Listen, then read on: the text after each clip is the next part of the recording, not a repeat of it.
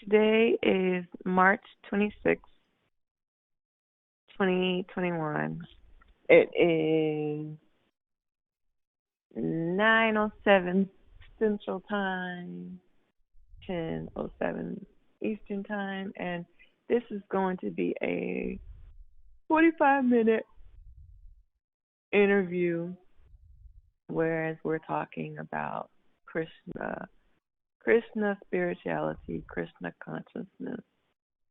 And the interviewee is Devadatta, and that is his initiated name. How long have you been? How long have you had this the name Devadatta as a what do you want to call it, an initiation? I've had this name for about 22 years. I took a first initiation in 1988, but then I took another initiation in around 1998. Wow. And so you had a different name the first time? I had a different name. I had a different guru the first time. That's right, because the gurus are the ones that provide you the name, right? Correct. Um, Now, do you go by that name full time? Does your family refer to you No, I don't go by as that name full time. I have different names. I have my legal name, which is Darren, and that's the name oh, my family My don't. family knows me by that name, and certain friends know me by that name, friends who are not Krishna devotees. So, and I accept that they call me Darren. When do you go by? When do you use Devadatta? When I'm dealing with devotees, really, or in certain circumstances, I use the name, um, but mostly in devotee circles. And what does Devadatta mean? Devadatta means transcendental sound, sound that Okay. transcends the material universe. There's material sound, and then there's transcendental or spiritual sound. Mm, I'm not. I don't want to spend too much time on the name, but what is the significance of you know of having an initiative and I guess an initiation name? What is the significance and I understand that you've told me the meaning of Devadatta and d- with that name, do you manifest some sort of Well, when you take an energy? Okay. when you take an initiation from a guru in my line of practice, it's basically you're basically saying that you're serious about following this practice, which includes like certain rules and regulations, Mhm. um, and that you are serious about your spiritual life. And at that moment of that date of initiation, your spiritual master or guru gives you a name, a spiritual name. And so, do you manifest or have you manifested a sort of feeling, a higher feeling, a particular energy? Have you manifested a particular idea or concept about who you are with the name Devadatta? Well, with the name itself, I wouldn't say that I've manifested a certain um, consciousness. Well, a certain identity goes with the name, I would say. But Mm-hmm. as far as having a higher understanding of who you are, that can come before you take an initiation. You can get that realization before that. You don't have to be initiated to gain some sort of realization about your spiritual self. Okay, right. Okay, so without you telling me your age, you can just kind of, can you tell me like maybe the age bracket or maybe the time frame as far as like the decade, your decade that you were born? Um, I am a 60s baby. I'm not. I'm not ashamed of mentioning my age or want to hide it in any way. I was born in no, it's fine. Do you want? 1962, and Okay. I um, what's the other question? Oh, just I was just kind of trying to get an idea of, I guess, mm, your age or your generation. I guess they would call that Or, baby boomer, right? I was born when Kennedy uh, was still president. I don't know if that would. I don't know if you would qualify as a baby boomer. That's what I was Because told. I think my Yeah. mom is a baby boomer. I think she was born in the 50s. So, okay. We'll go with that. Because I thought baby boomers were born like before the 40s or 50s. I don't know. I'll have to look that one up again. But okay, so you are a 60s child or 60s baby. Well, Um, I'll give you an answer to that. The baby boomer years was from 1946 to 1964. So I guess I squeezed okay. in by a couple of years. And you're right at the cusp. Okay. All right, baby boomer. um, okay, so um, what else is it that I want to ask you? Okay, so you were born in 62. Um, where were you born? Washington, D.C. Ooh. um, and so what can you tell me about your childhood?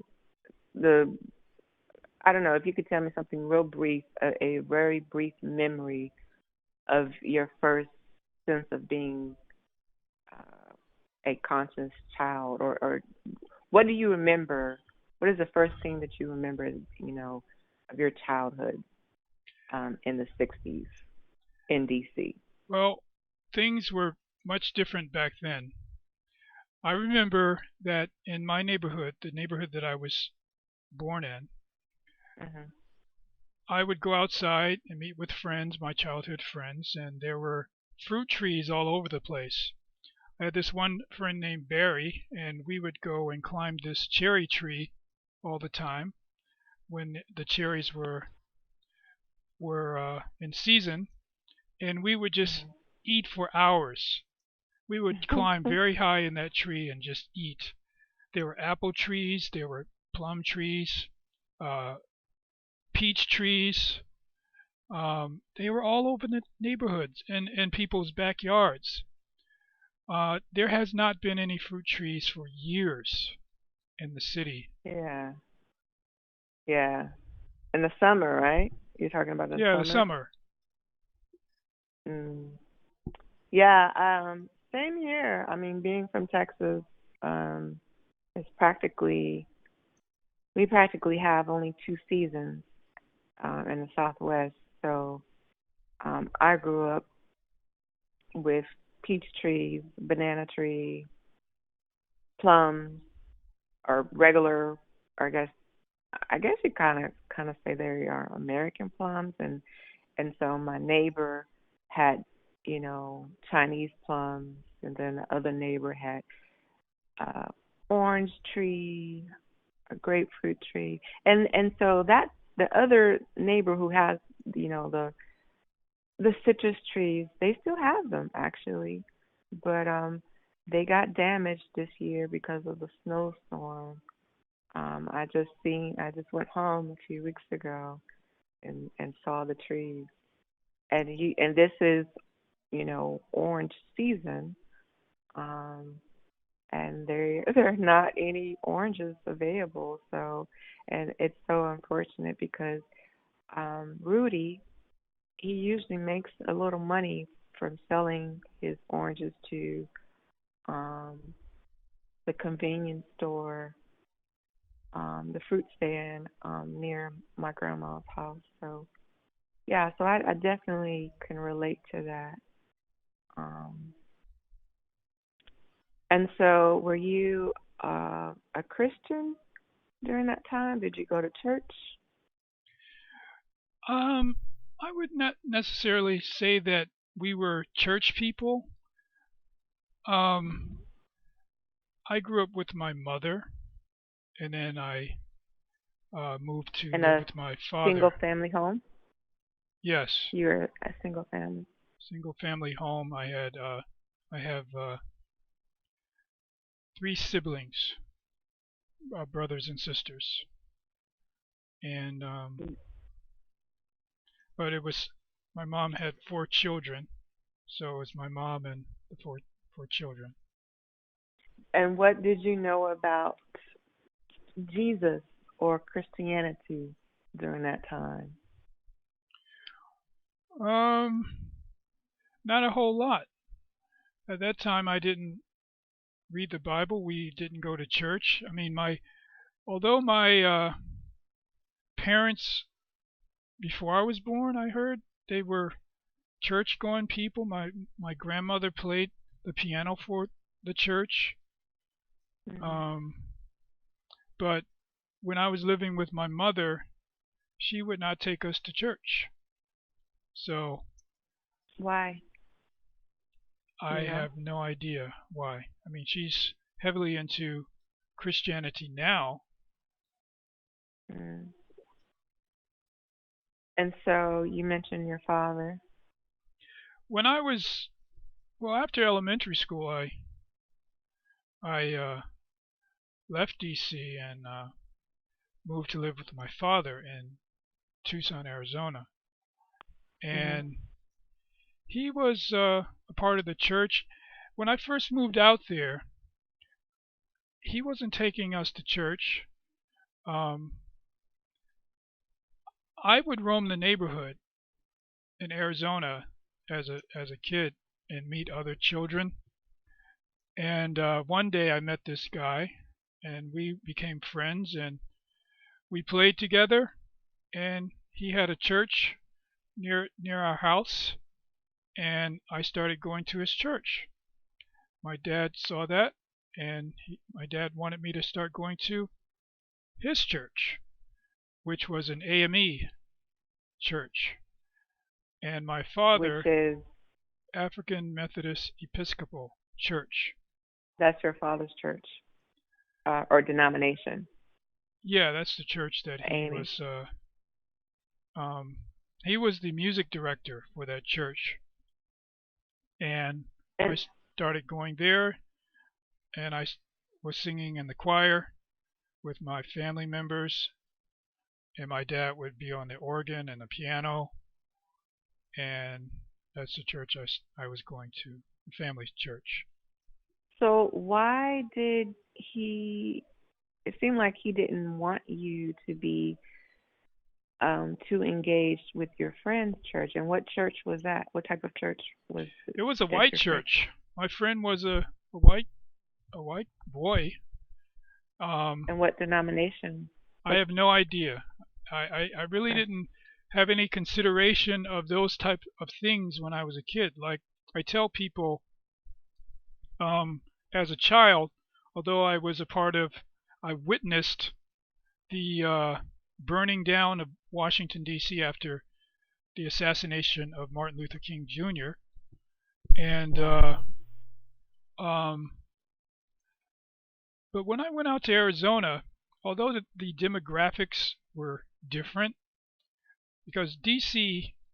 when I was growing up was known as the Chocolate City. It was mostly black. I don't think I ever saw a white person living in any of the neighborhoods or Hispanic. Mhm. It was just black people. Um, Mhm. when I moved out to Arizona, the demographics were totally different. They were mostly whites and Hispanics and some blacks. But as a kid, I had no concept of racism. Um, I wasn't taught that. I didn't experience that when I was a child in D.C. I was never called any derogatory names because, I mean, in D.C. I was like living among people who looked like me. Right. So there wasn't, you didn't see any differences, No. any, and so because there weren't like a diverse group of people, or a group of people that, a diverse group of people that looked differently, and so there wasn't like any sort of any, you didn't have any sense of that there were people that looked differently you than you, or who were culturally different from you, or even from an economic stance there weren't people who had, or did you, as far as like from an economic stance, did you notice any differences in terms of class between the black people in your community? Well, I I mean, I didn't have any consciousness of that. I although I had a my best friend, he lived in a small apartment, and I Mhm. lived in uh, a big house. But I never thought that I never considered it that I was like economically advantaged. I just saw it as just being where he lived and where I lived. I Yeah. mean, Okay. so So going back to Arizona, when you were out in Arizona with your spending, I guess you were living with your dad for the summer, or for for and a several years long I was out for there. I several went to years. junior high and high school, and when I first got out there, I would go outside by myself and just walk the streets, and I would see kids playing, and I would just join them and play. I mean, that's the nature of be of being young, is that you can just join in with someone and not have any consideration about their uh, background or their political stance on things, or their religious affiliations. You just As a kid, I just started playing with people, playing with other Mhm. boys, and Mhm. just making friends, and it didn't matter what color they were. And they were predominantly white. Predominantly white. Now And you, sorry, go ahead. when I started going to school, there were black people in the school, and I actually, it was like an unconscious thing of just gravitating towards people who looked like me. And so I did. It's like I gravitated toward. I had black friends, and then I had one. My best friend was a white guy from England, and we Mhm. would just do everything together. Um, but I had several black friends. I had this one friend named Paul, and I would go over his house, spend the night, Mhm. go to the movies with him. His dad would take us to the movies, and you know, it was like that. But as far as any hostility, like racial hostilities, I never really experienced that. Now No. that's interesting because even myself, growing up in a mixed community, mixed as far as black and Hispanic, as a child, I experienced racism, and I knew what racism was because um a lot of the Mexican my friends, a lot of the kids that I went to school with, they would say really harsh things, and um at times that there was a lot of tension, and not in the same way as maybe like you know this white black hostility thing, but um a lot of these kids would absorb things that they heard from their parents, and so they would come to school and say things like,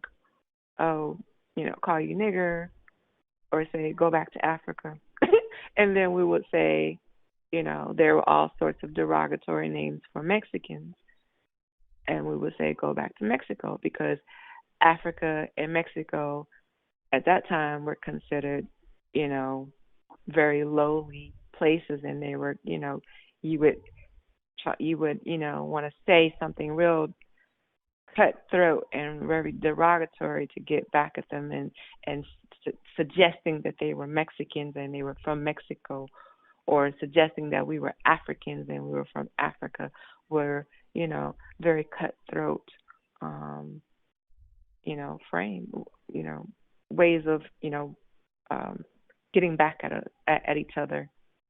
So, but that's interesting because I even recall Public Enemy um, making um, a hip hop joint about Arizona because Arizona refused to recognize Dr. King's birthday, and there was this Chuck was it Chuck D made the suggestive about Arizona being a racist state because of their lack of recognition um, for Dr. King. But your experience as a child actually differs from. Well, I was never called any derogatory name to my face. Maybe someone did it behind my back, but I never knew about it. Um, I did hear certain things about other groups of people. Like there's certain kids in my junior high school. One they would say this guy was from a Polish background, and I heard someone call him a Polak, and I Oh my. I didn't understand what that meant, but I knew must have been something derogatory. But no one ever called me a nigger or anything like that. I mean, one guy wanted to fight me, and I didn't know why he wanted to fight me one day, and we fought, and I won. So that was And it. so your dad, um, what? How would you classify his economic stance Middle at that class. time? Middle class. Okay. My dad was a military Okay. man. Oh, okay. That's how he ended up in Arizona. Um, from DC, right? Your dad was from DC as well. Yes. Okay, so you were in Arizona. You got introduced to your friend's church, and then you got introduced to the AME Church, the African Methodist Episcopal denomination. And so from there, what what were your thoughts about Jesus or Christianity? What did those experiences give to you as far as from a Christian perspective? Well, it got me to accepting Jesus as my personal Lord and Savior at the time. And I would read the Bible, but not extensively. And I think that's something that Christians do because, like, although my family out there we all were considered Christians. We weren't like hardcore, like reading the Bible day and night. I think none of us ever regularly read the Bible. It was in the Yeah. house, but it was just uh, we would go to church and have that label, but still do things that I guess may not be considered spiritual activities. Like my dad would smoke and drink, and so would my older brothers. I Mhm. mean, so and my older brothers would have different girlfriends, especially one of them had many different girlfriends, and Mhm. so.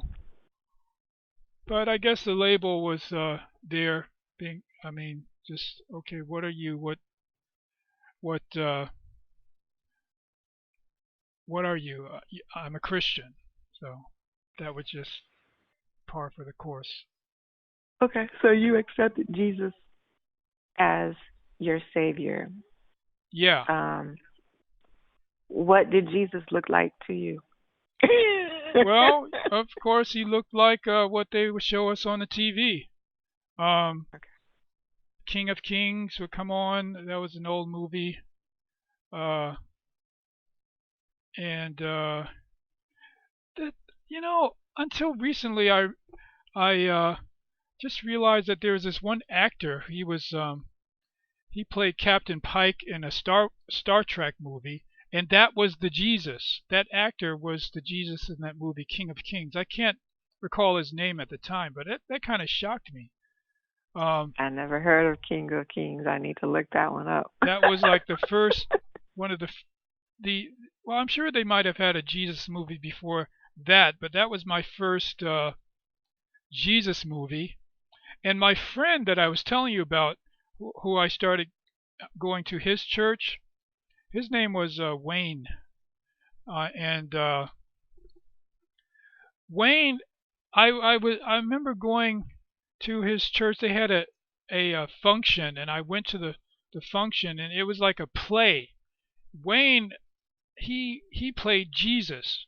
Wayne had the long hair, and I guess they Okay. dressed him up as Jesus, so he was playing the role of Jesus. Okay. So you recognized Jesus, which was a white man, blonde hair, blue eyes, as your savior, um, when you were in junior high school to high school. Okay. And so when did you come, how did you come to the realization of Krishna? Well, when I moved back to D.C. and I moved back to D.C. and finished my high school years in D.C. I was living with my mom again.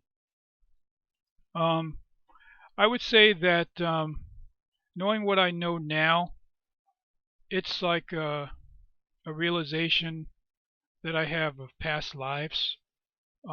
This life is not the only life. I know that may go against what people believe or accept. Oh, hold on. Don't go too far into the deep end. You didn't answer my question. I'm getting there. Okay. I'm All getting right. there. So, um, the question was, how did I come to? The realization of Krishna. Oh, okay. Well, I would say that I always had an open mind, and I things that were of a higher spiritual nature would draw me in, appeal to me, like uh, books on yoga, um, vegetarianism. 'Cause my mom had books around the house. She had this book by this yogi, and I read the book. I thought it was very interesting that this man, this yogi, did not eat meat, and I guess in the book he gave the reasons why. And she had another book around the house called the Back to Eden. But And how old were you when you realized these books in your mom's house? I was around 16. So this was after you returned from your dad's Yeah. um, home in Arizona. You had graduated before 16? No, I came Okay. came back to DC and finished high school. Okay. So you came back to DC. You were staying with your mom, and you encountered these non-traditional, non. Oh, I guess you could say they're non-Western traditional books. They were different. Well, they were different, but the book by Jethro Kloss, Back to Eden, that was like a book by this herbalist, but he just happened to be what we call vegans now. I don't think that term, he used the term in the book, vegan, but he Mhm. didn't eat any animals, meat, fish, eggs, milk, um, just ate a complete plant-based diet. Okay. And so these books taught you about Krishna, No, or no, it was a process. It's like I I I learned about Krishna Krishna consciousness. I think it was like my first year of college. Um, I attended the University of the District of Columbia, and Mhm. I I became a vegetarian when I was 17, and I was having a um, I was going through, I would say it was like a decision as to should I remain a vegetarian, because there is opposing information, and I was listening to the opposing information about it. And so one day I decided I'm going to try meat again. So I went into a McDonald's, I bought a hamburger, I ate it, and I immediately regretted it. I was like, this is not the way to go. I shouldn't. I, I remember feeling this way after eating. I don't want to feel this way anymore. That's actually why I became vegetarian, is due to health reasons. But so after I ate this burger, I wasn't feeling so great, and I had some regret. When I went to throw the little wrapper that the hamburger came in into the trash can, I saw two books on top of the trash can. They were the biography of the founder of the Krishna consciousness movement here in America, A.C. Bhaktivedanta Swami Prabhupada. It had a picture of him on the front of the book. It was a black book with his picture, and the the title was Prabhupada. He built a world in which he built a house in which the whole world can live. So I thought this this was very interesting to see these books. There was something uh, mystical about looking at that picture, having them on the trash can at that time, that moment in time. And I looked around to see if anyone had wanted to make claim to these books that were left there. No one seemed to notice any books on the trash can. I took one of the copies, they were identical copies. I took one of those copies and left. So I started reading this Okay. book Mhm. and learned about Krishna from the book. Okay. So you encountered these books, one book on yoga and another book on I guess you want to say vegetarian eating in your mom's library. And then so you from there you I guess you picked up this consciousness of eating non um non Eating a plant-based diet. animal. Okay. You were eating a plant-based diet at the time, or you were eating non-meat, non-animal products? Uh, Semi. I was still doing dairy and well, not so much dairy, but maybe every once in a while I would have an egg. Uh, but the reason I became a vegetarian was because of health reasons. I ate a hot dog one day and felt sick, and I knew that there was a connection between what you ate and how you felt. It was just common sense to me, and I didn't want to feel that way anymore. sick and nauseated. And and I knew about this other path based on the books that I read uh, that my mom had around the house. And then I did more research. I went to the library and found other books on vegetarianism and read those. And I just decided this is what I want to do. And so And so, okay, I'm I sorry. Go told my ahead. mom that I'm going to be a vegetarian. So she said, "Yeah, you're going to have to cook for yourself then." And so, what did you? I mean, she was just real casual about it.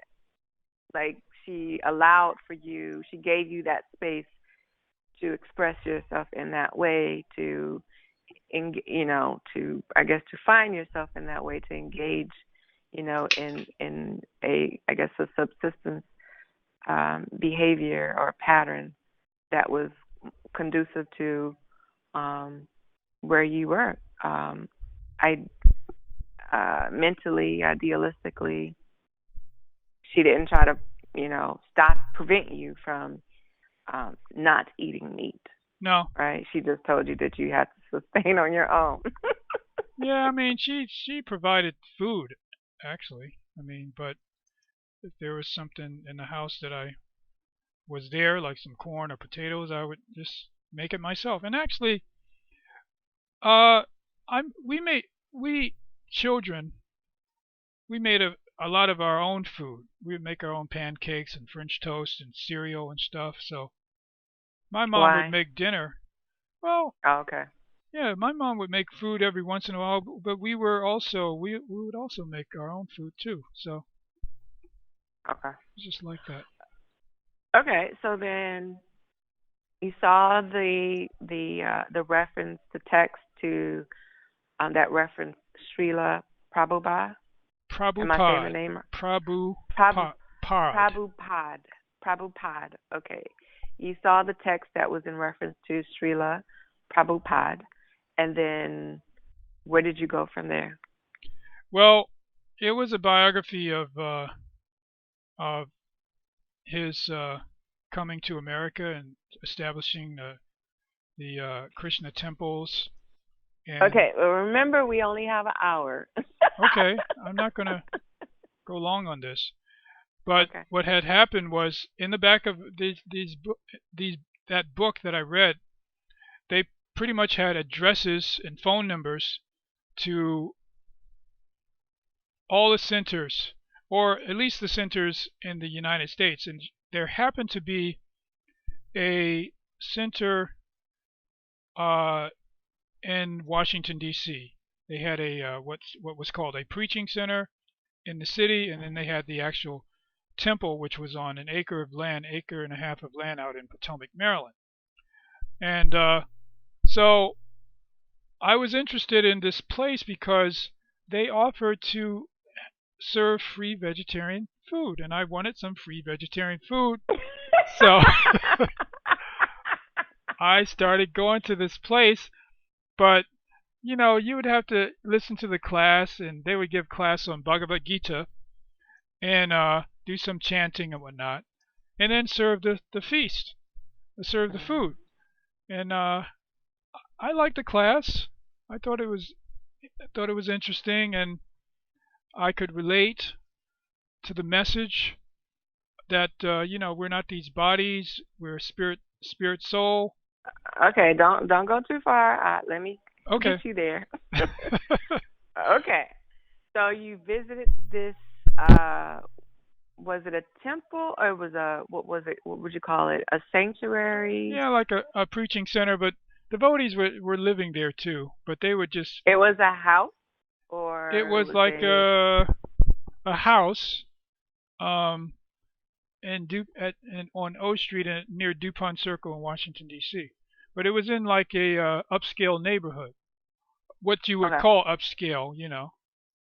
Okay, so you told us who Srila Prabhupada. He was a guru who came from India, Yes. and he relocated to the U.S. Um, so tell us or tell me what who is Krishna? What is Krishna about? Give us. Can you tell us? Explain to me who Krishna is and what Krishna represents in less than a minute. Well, the word Krishna means all attractive. Krishna also means black. So when you see deities of Krishna, that it's a black form. Also, Krishna is the name of God, the supreme personality. So Krishna is God. Okay. And so how does that differ from Christianity, Islam? Because and I asked this question because I remember once talking to someone and she considered herself as a universalist. She didn't have, any particular religion, and the reason why she identified as a universalist, is because she said um if you travel around the globe and study all the religions, what you will find within all these religions that they all have something in common. They would have a lot in common. I Um, agree. and so she said that what she came to realize, something that she theorized, was that at I guess at one point that there was this one spirituality, and this particular spirituality just kind of um, broken off into different forms and evolved into different forms, different identities according to particular cultures and whatnot. And so that's why I asked you. You've explained to me who Krishna is and what Krishna.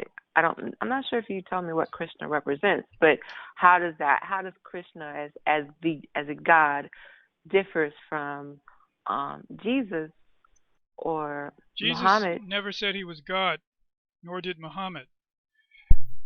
I would like to address what you were talking about. There's something I would like to say about um, what you just said. Okay.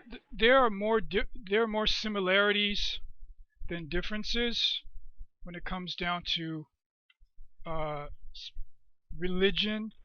I know people get caught up on that word, religion, but there are more And similarities. I'm cognizant about saying spirituality versus religion to you because you don't feel like you are subscribing to a religion. You are subscribing to a spirituality, in which my idea of spirituality and religion, or I have a different idea of what spirituality is. But I am very open, very respectful, and very open to everybody who has um who have some sort of higher observance. So, um, what is the difference between religion and spirituality to you? Well, I would say that they're both pretty much the same thing because religion basically is the you're performing an activity in order to know God. Now there are different paths like Christianity, um, Islam, and Krishna consciousness, different paths to that were spoken in different places, time, places, and circumstances to different groups of people, but the goal was to, or is to, know what is God. Now, certain people, according to where they are mentally, where their heart is, they may be attracted to a particular religion. but the goal of that religion is to serve, to know and to serve God. Now, there are many similarities um, on these different paths. Like pretty much all of them uh, teach that you should approach someone who has realization of God on that particular path. Um, be that a preacher, an imam, or guru, or someone that can teach you about, someone who is advanced that can teach you about knowing and serving and loving God. So why? So if there's similarities, why? And you grew up in the U.S., which um, this country, I don't know. I'm not sure if that's fair. It's fair to say that this country is predominantly, or this country propagates Christianity primarily. But as far as the black community, we understand within this U.S. construct that most blacks um, observe Christianity as their form of worship. Right. Second to Islam. Why did so? Here you are with Krishna, and we still haven't. I still want to go back over to Krishna to understand, get a better idea of what Krishna is. But here you are with Krishna. You found Krishna. Why, if there's similarity in the numerous religions around the globe, and you already was attracted and to Christianity, you had accepted Jesus as your savior. Why did Krishna appeal to you? Why did you, Well, because draw yourself or why did Krishna draw to you over your dad's religion? well, I would say because there were answers to my questions, and the thing is that certain things are not really openly explained or taught, but then within the Vedas, which the Bhagavad Gita is considered a part of the Vedic literature, and the Vedas are very voluminous. They cover many different subjects and topics, but the cream of the Vedas would be considered Bhagavad Gita, Srimad Bhagavatam, because this literature discusses the nature of the spiritual material worlds, the who we are really uh, as the spirit soul, as the soul, not the body, who God is, what time is, what karma is. So, and it explains that. And the thing is that I always tell people that there's a difference between believing in something and having realization of it. Now, someone can explain to you what karma is, and you can practically see that there's such a thing as action and reaction, which is pretty much the same as karma. It goes deeper than that, but the law of karma deals with the law of action and reaction. And Bhagavad Gita in books of the Vedas speak about these laws of nature, laws of material nature, but then it talks about more esoteric things. So if and what attracted me to this path was that there was much more knowledge available that than was taught in the current Bible. And even within the Bible as it is presented today, I'm not trying to downgrade anybody's faith or anything, but I will say that I learned a lot about how where it came from, how it was changed over time, and how it is presented today. So, um, okay, I have a question, but I'm gonna hold that one. I still wanna make sure that I fully comprehend what Krishna is about, what Krishna means. You told me Krishna means black. You said that Krishna means essentially means God, The all attractive one. the all attractive one. But that isn't the reason. Those characteristics aren't isn't the reason that you were drawn to Krishna. What does Krishna represent? What is it that Krishna represents that truly drew you to this faith, this path? As far as philosophically, what is it that Krishna represents? I would say that Krishna represents the goal of life, and knowing about Krishna and wanting to serve. Just like I would say that we are all servants just by nature. That is the nature of just the living entity. We are servants. The question is, what are we going to serve? A lot of people are serving their family members, their spouse, their dog or cat, and and people serve their mind and senses. And so we're serving something, but the goal of yoga or or spiritual life is to know who you are and know what is God, or have some sort of idea of what is God. And Okay, I'm going to interrupt. Tell me about the material, the difference between the material world and the spiritual world. the material world is a world of duality. This is the current state of what we're living in now. The material world is, you find here that there's happiness and distress, loss and gain, heat and cold, love and hate.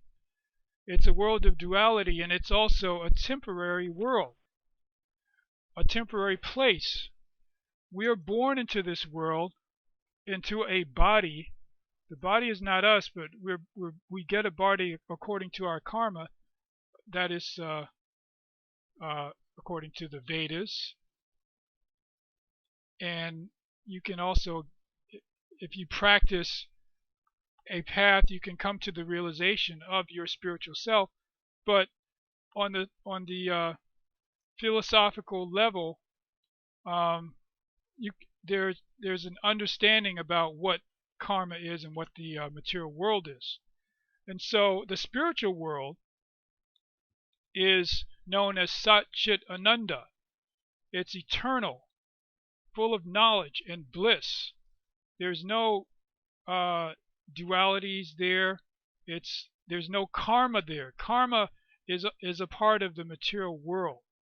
Uh, there's no karma in the spiritual world, and it's eternal and it's blissful. We're People are suffering in this material world, especially in this time that we're living in. There's so much suffering every day, and the beings in this world, the living beings, are they suffer threefold miseries. All of this stuff is explained in the Vedas. The threefold miseries that beings suffer are miseries inflicted upon them by their own body and mind, miseries inflicted upon them by other living entities. It could be a bug or a parasite or another person or whatever, another living entity, another living being. And So, okay, miseries I'm sorry. inflicted upon us by natural forces. Those are the threefold miseries, like earthquakes, famines, floods, mudslides, fires, different things like that. So the material world is the physical world, whereas the spiritual world is a a I guess it's a space that transcends the physical body, You could right? say that. But the thing Okay. about both the spiritual and material worlds uh, is that they were created by God. So why is the material world? Why does okay? This is my perception from what I'm hearing and the way that you describe the material world. Why does Krishna um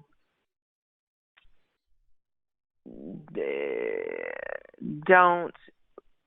Why does Krishna I don't know if detest. Detest may not be the right word. Detest the material world. Why does Krishna abhors the Krishna the material world? Krishna does. If they were if they the material world and the spiritual world are both products of God, why are they? Why is one valued higher than the other? Why aren't both of them looked at as, you know, as I don't know, spaces or spaces that we I'm not sure of the right way of saying this. Why aren't they both valued in the same way? Why is the material world looked down upon? Why isn't there a purpose? Why, you say that Yes, there's a duality in the physical world, whereas in the spiritual world there isn't a duality. But in a sense, when you put them together, the physical world and the spiritual world, they are two realities that the human body and the human soul, or I shouldn't say the human soul, the human body and the soul both experience, and in order to get to the their the destination, they have to experience both, right? So why not look at the physical world as just that, a particular stage along the path to get to this let other me explain it like destination. this. Okay. There's a purpose for the material world. Um, we as living beings, spirit souls, spirit Uh-oh. I think sparks, we've gone over our time. Go ahead. well, we as living entities, we have independence. We've been given independence as to what we want to do. I mean, we're not like robots. If we were like robots, then everybody would be doing the same thing, serving God and whatever. But been given independence. The material world is a place where souls come who kind of want to do their own thing, you know, um, and not be a part of of the not want to so-called be controlled by or want to serve God. And so, but in doing so, we're the soul is put into this nature, which is what I was talking about before. There are miseries here, dualities here in this particular place known as the material world. This place is it's actually described as being perfect. Most people wouldn't think that the material world is a perfect creation just due to the fact that there's so many people suffering, so much death, so much pain, and so much evil. but it it is there for a reason. And some there there are atheists who would believe that there's no God because would reason, if there was a God, then why would he make a man, a person, born into like a king's family as a prince or something, with you know all of the born with the silver spoon, so to speak, wealth and good food and lots of money, and then another person born into a very impoverished situation. So how could there be a God? If there was a God, then that God is unfair. The thing is, what's not being considered in that particular. That's the reasoning of the atheist. That's what you're describing, the atheist Yeah, thought. I'm just saying that a person may say that there's no God because of that, because Hmm. they're not considering the uh, the soul, or uh, the repetition of birth and death, because according to um, to karma, the karma of the soul is that we when your soul leaves your body will your soul will go to a place. I mean, if it has attained bhav, or pure love, then it'll go back to the spiritual world. But if you having some attachment to this material world, according to your thoughts, words, and deeds, you'll get another body, and that could be higher or lower, or even animal. You know, so So this the saying is, um, if you've been given an assignment to come to Earth, and if you don't accomplish that assignment, um, you have to deal with your karma yes, and return. repetition. It's called the repetition of birth and death. The repetition of You have birth to and death, or samsara, the cycle of you repeated have to birth and death. come. You have to return. I guess you're meeting your karmic state, and you have to return to until you learn what it is, whatever it is that you're here to learn. Or the ultimate goal of life, which is Okay. to love and serve God. And you touched on something. You talked about misery and suffering, and those are negative aspects, um, that you say, negative experiences that you say that humans endure They're part of the while material in world, not only humans but animals. okay, so living physical entities that live on this side of the plane, they endure suffering and misery. At some Um, point. what do you say to those that say, well, that suffering and misery is a part of the life cycle? What do you say to those that that that say that suffering and misery is just part of um, the cycles of the universe?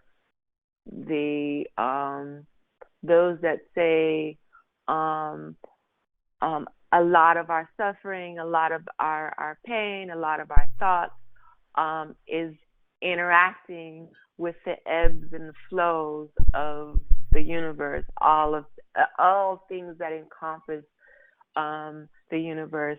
And so there's that saying, as above, so below. So whatever goes on above in the universe definitely is interacting with the physical bodies below, on the earth, I have on this no earthly problem. plane.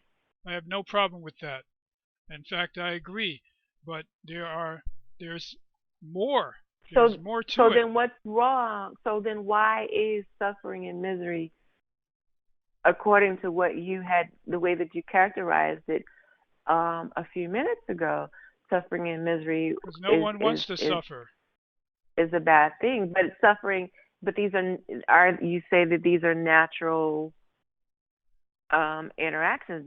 These are these are what, this is energy. This is all energy, It's it's part. negative and positive ions that we that explains the way that we move within this space. Explains the way that we engage emotionally, mentally, physically. It's all energy.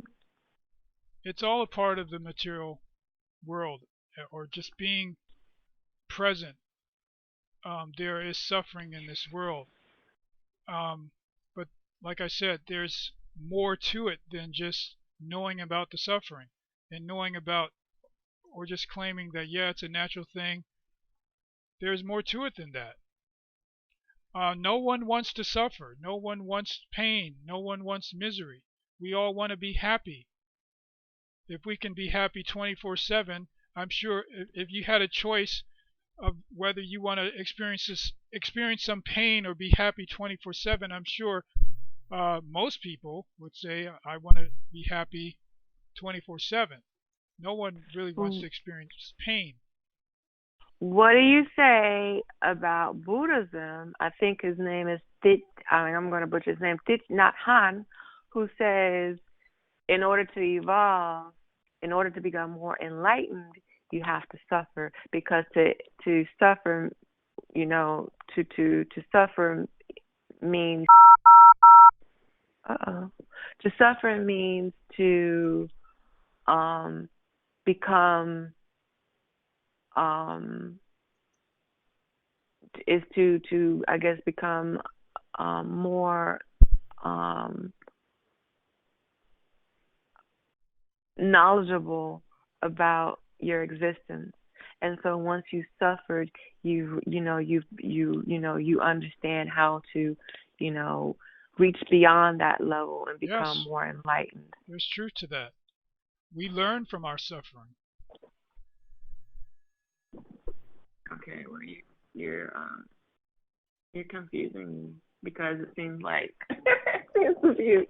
I mean, you're saying that suffering and misery is bad, but then you're also Now, I reasoning didn't say it with, was bad. I just said it's a part of this material world and no one wants it. But in suffering, we learn.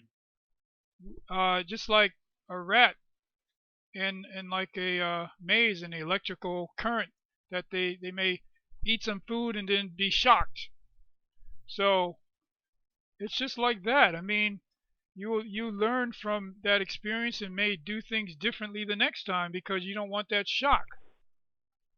okay, well, I think we're gonna have to kind of come to a close.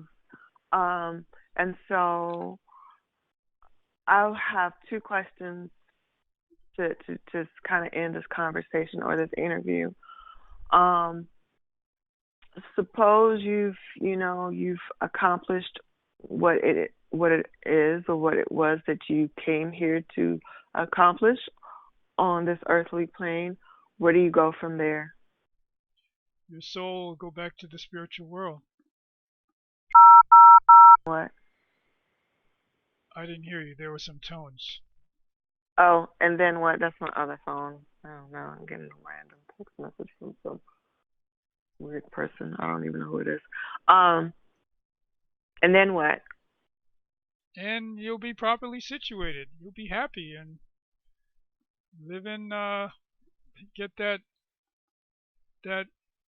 Satchitananda. That's like heaven, right? Isn't that what? Is that what Uh, the Christians? I would Isn't not that what say. Christians say?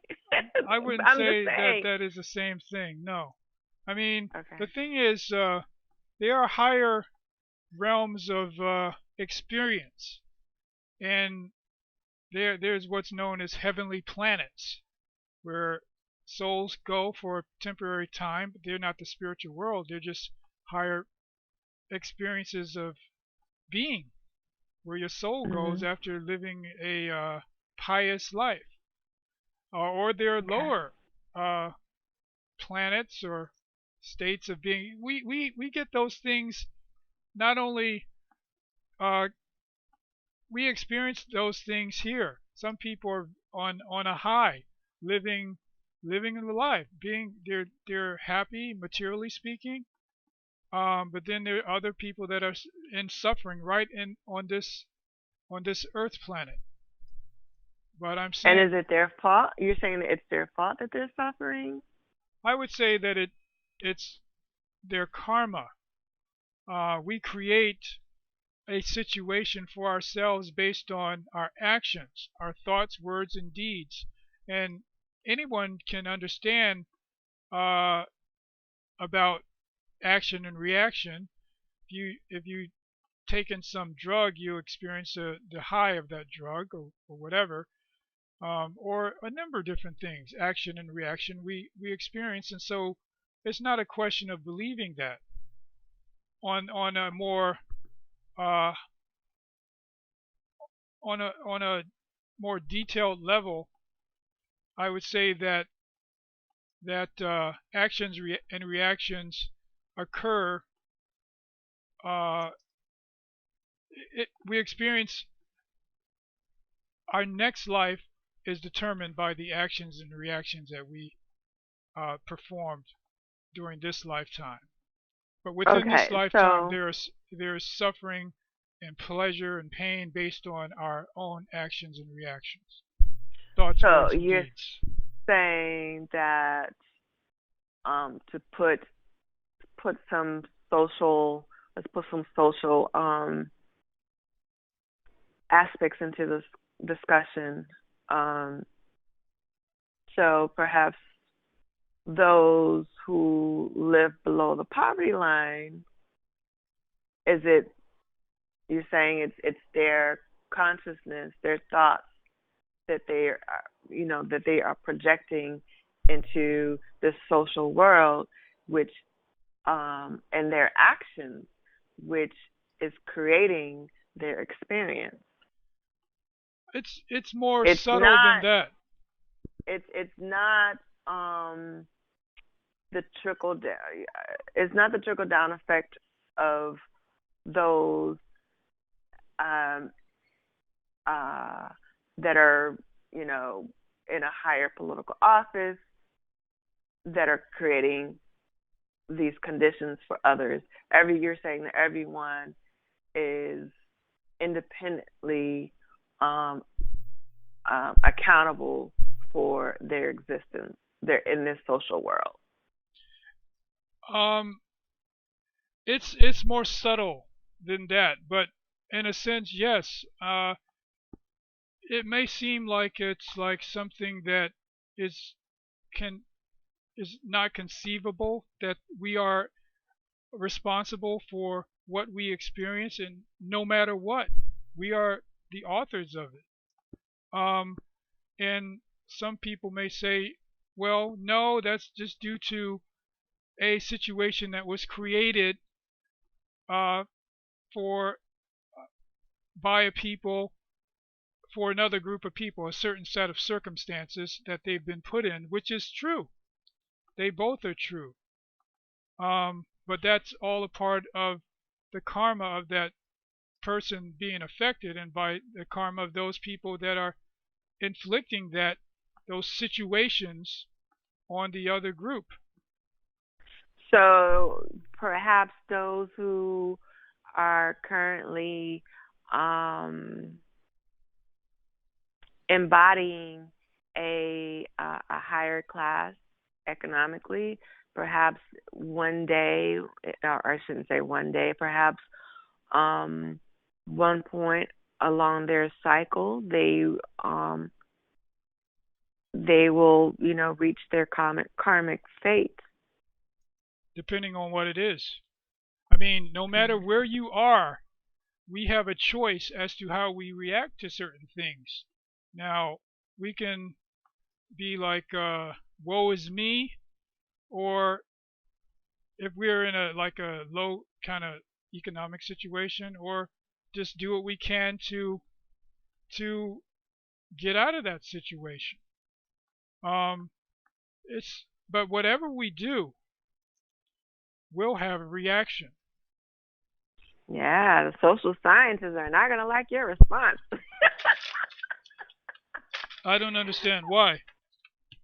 There is a reaction to whatever we do. Because they say that it sounds like you're victim blaming. They How say that you're not accounting for those who are at a privilege, that are, that we're all interconnected. And so someone who's at a lower status, this, that this social world, this physical world is constructed into a hierarchy. And so we all have to, some of us are accounting for others, but accounting for the actions of others that others have projected onto them. And so basically, they would be saying that we're not independent bodies. We're all interconnected in this social system. That's why I said And it's more so, subtle. okay, um, We are all uh, interconnected. There's no man is an island. okay. But at the same time, we we have a choice as to what we do, say, and think.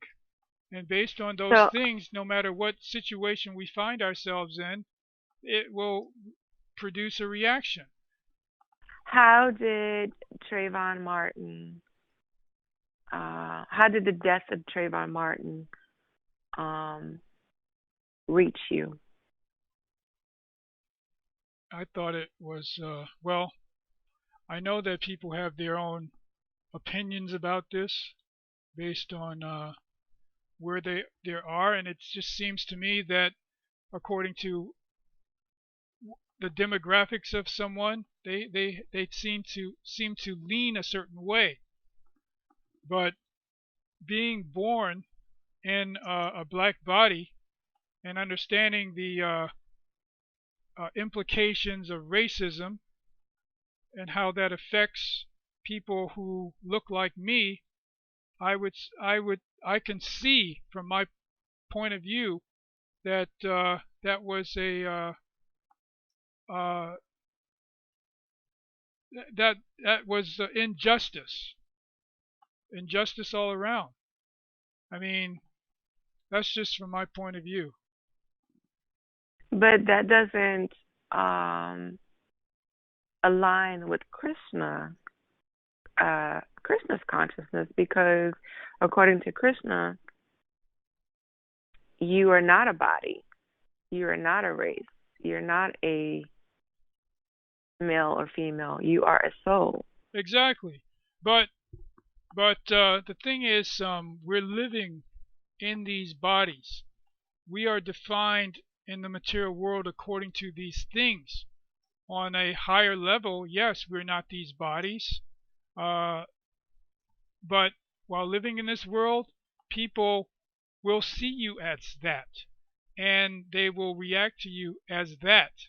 So I can speak from both perspectives of, from a material perspective and a spiritual perspective of knowing that ultimately we're not these bodies. But at the same time, I can say that uh, I see how people view someone who may have a so-called who may be so-called black or so-called white, and they are treated differently according to that material designation. However, since we are in control, we are independently in control of our bodies, of our existence, of our actions and reactions. How another person projects onto you, and I'm trying to make sense of this. How another person projects onto your body, because you know, your body, the aesthetics of your body represent looks a certain way, and so there's those projections are directed to those particular aesthetics. But I thought that we were in control. No, I never said we're the supreme controller. We have karma, and Mm. whatever is enacted upon us is a part of that karma. And karma is subtle.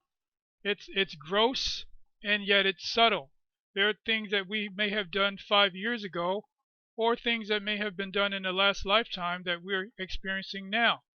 So it's a subtle thing that we may not understand why we're experiencing these reactions at this particular time, and may think that it's unfair that we have to experience such things.